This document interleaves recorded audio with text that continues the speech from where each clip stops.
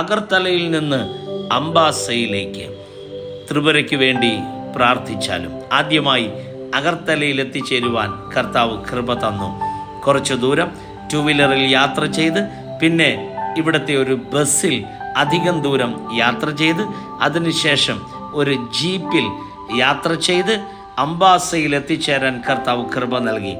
ഏകദേശം 80 കിലോമീറ്റർ ദൈർഘ്യമുള്ള ആ യാത്ര, വളരെ ചൂടുള്ള ആ സമയം, ധാരാളം ദൈവദാസന്മാർ, ദൈവമക്കൾ, മിഷണറിമാർ ഈ ഏരിയകളിലൊക്കെ കർത്താവിനെ ആരാധിക്കുന്നു, വേല ചെയ്യുന്നു. പരിശുദ്ധാത്മാവിൻ്റെ അഭിഷേകത്തിൻ്റെ മേഖല ഇതുവരെ ഇവിടെ തുറന്നിട്ടില്ല.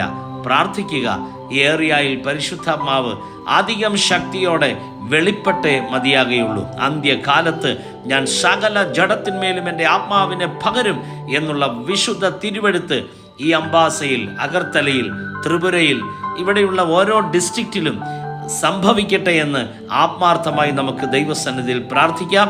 ഈ അംബാസയിൽ എത്തിച്ചേരുവാനും ഇവിടെയുള്ള ചില ഗ്രാമങ്ങൾ ശക്തിയോടെ കർത്താവിൻ്റെ വചനം അറിയിപ്പാൻ, ജനത്തിനു വേണ്ടി പ്രാർത്ഥിക്കുവാൻ ഒക്കെ കർത്താവ് ഇവിടെ കൃപ നൽകി. അംബാസയിലെ ഓരോ ഗ്രാമങ്ങൾക്ക് വേണ്ടി ദൈവമക്കൾ ദൈവസന്നിധിയിൽ പ്രാർത്ഥിക്കുക.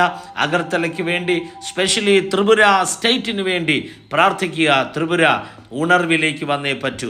അരുണാചൽ പ്രദേശിൽ ഉണർവ് നടന്നതുപോലെ, ഖാസി ഹിൽസിൽ ഉണർവ് നടന്നതുപോലെ, കേടുഗാവിൽ റിവൈവൽ നടന്നതുപോലെ അഗർത്തലയിൽ, ത്രിപുരയിൽ ഉണർവ് നടന്നേ മതിയാകുകയുള്ളൂ. അതെ, ഇന്ത്യ ഫോർ റിവൈവൽ.